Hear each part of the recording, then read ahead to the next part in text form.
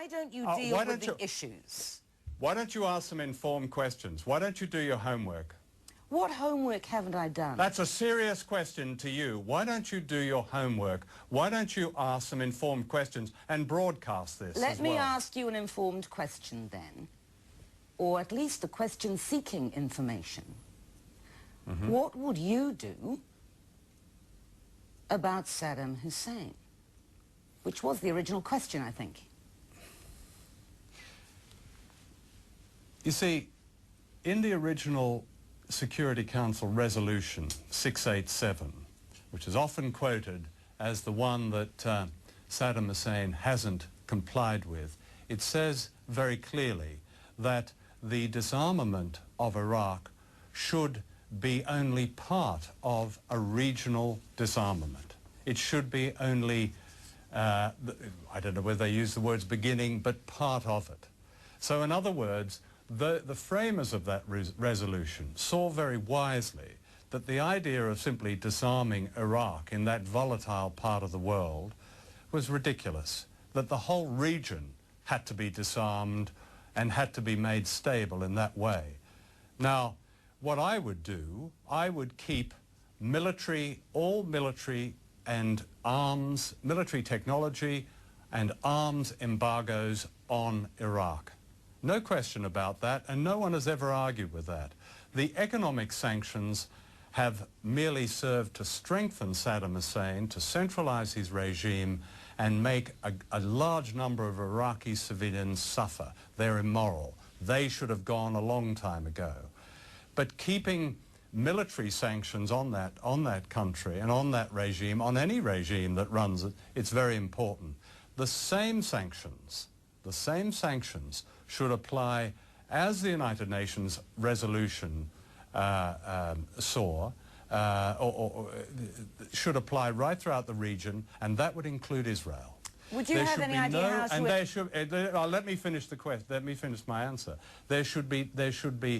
Sanctions should also be on the great arms dealers, which are the United States, the biggest arms dealer in the world. The second is Britain, on not selling arms to that part of the world. So the sanctions should apply to the members of the Security Council as well as to the countries in the region. That's what I would have done about Iraq a long time ago. I think with what these economic sanctions have done have prevented the Iraqi people getting rid of Saddam Hussein. As I mentioned earlier in this interview, they tried and were virtually prevented by the United States in 1991 of doing that, because until a year or so ago, the Americans wanted Saddam Hussein in place. In your lead-in to this interview, you mentioned about him starting 2 wars. What you didn't say was that he started the Iran-Iraq war on behalf of the United States, which wanted its great enemy, Iran, crippled. And they used Saddam Hussein's forces to do that. What do you think is going to happen after whatever this conflict is going to pan out as between Iraq and the United States, Britain, and Australia, of course? I don't think there's much conflict. What conflict? I mean, even the use of the term war is absurd. The Iraqi army is a kind of... It's made up of teenage conscripts, many of them from the minorities, Kurds, Shiites. The United States will slaughter them. Since 1991, they haven't been able to build any army. Their army looked to me something of a joke. So it's going to be a slaughter. And then? I mean, the United States has pledged itself, whatever that is worth, to rebuild Iraq. What are we going to be seeing there, do you think? Well, I don't know, because as I mentioned, I'm not good at predicting, but let's look at how they've rebuilt Afghanistan. The pledges of hundreds of millions of dollars that would rebuild the infrastructure of that country, something like 8% of that money has arrived and have gone into projects like 5-star hotels and shoring up a regime in Kabul that simply looks after Western interests. So, in other words, nothing's going to change.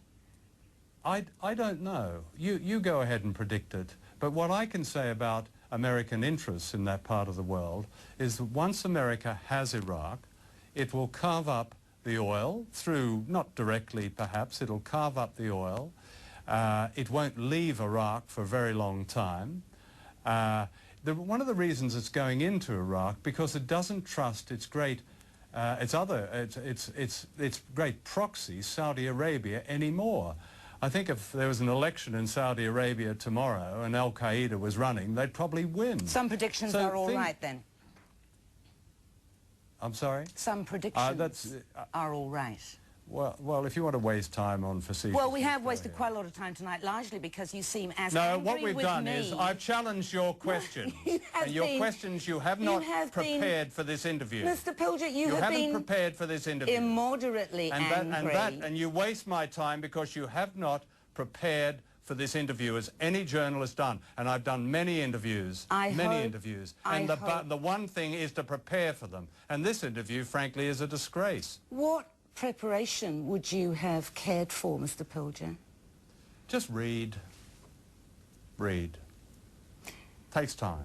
It's a pity that you've wasted a lot of your time tonight, Mr. Pilger. I was looking forward to hearing what you had to say. I'm quite pleased with my answers, and I hope you broadcast them as I've given them. We broadcast you exactly as you are. Fine. It's been interesting to speak with you.